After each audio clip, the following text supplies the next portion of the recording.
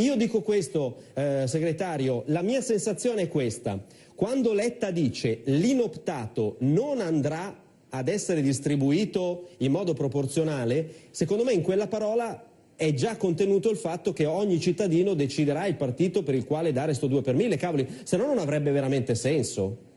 Io mi auguro. Sì, credo che quel contenuto almeno ci sia, però obiettivamente non è stato tolto nulla. Se noi parliamo tolti i rimborsi ai partiti, sì, va bene, dal 2017. Come dire, stasera si mangia ma fra 3 anni, dico, ma non ha proprio senso. È veramente uno spot elettorale o un dono natalizio che però appena apri il pacco ci trovi dentro la fregatura. E poi quello che è veramente grave di tutto questo, perché avrebbe un senso dire il 2 per 1000, i cittadini liberamente lo destinano, giustamente, diceva Guzzanti, a chi vogliono destinarlo e non in un fondo, ma spero che almeno questo ci sia nella previsione del decreto. Ma quello che è di una gravità inaudita è il fatto che ci sia un tetto di 300.000 euro di finanziamento, le donazioni, mettiamole così, da privati e 200.000 euro pare dalle società. Ora io non conosco, non ho mai conosciuto una società che dona 200.000 euro gratis, per intenderci, senza un ritorno.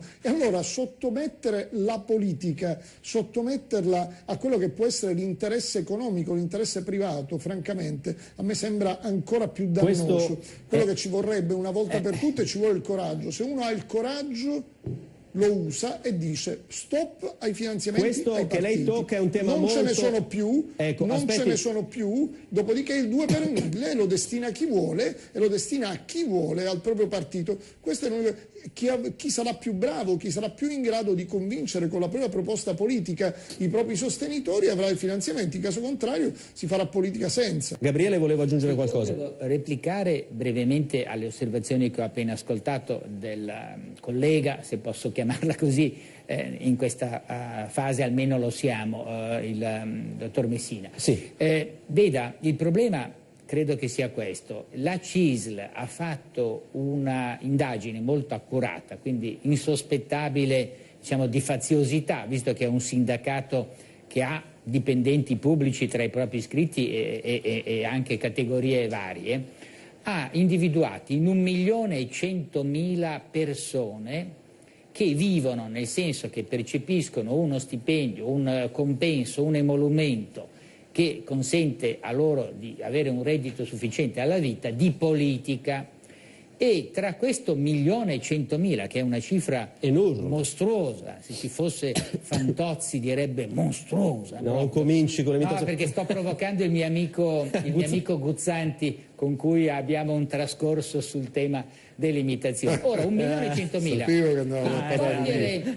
Il togliere immediatamente il fatturato che finanzia la vita di 1.100.000 persone creerebbe un problema di ordine pubblico. Oltre ai forconi che ci sono già, ce ne sarebbero molti altri. Ora, il punto è proprio questo, cioè gradualmente si riduce il fatturato, nel senso i ricavi che vengono poi destinati, e poi si arriva allo zero. Aspetta Albertini, Messina, perché un'informazione sbagliata? Io credo che, chiamo anch'io collega Albertini, ma credo quantomeno non solo per i trascorsi da parlamentare ma anche da sindaco, anche se di una piccola città della Sicilia. Sono lieto ma di detto questo, sta facendo sinceramente un po' di confusione, nel senso che chi vive di politica non è chi è dipendente dei partiti. Levando i fondi ai partiti si levano i fondi non a chi vive di politica perché è nelle istituzioni, è un'altra cosa. Il 1,2 milioni riguarda tutto quello, non solo chi vive dai rimborsi e dai finanziamenti ai partiti, non c'entra nulla. E poi volevo aggiungere una cosa,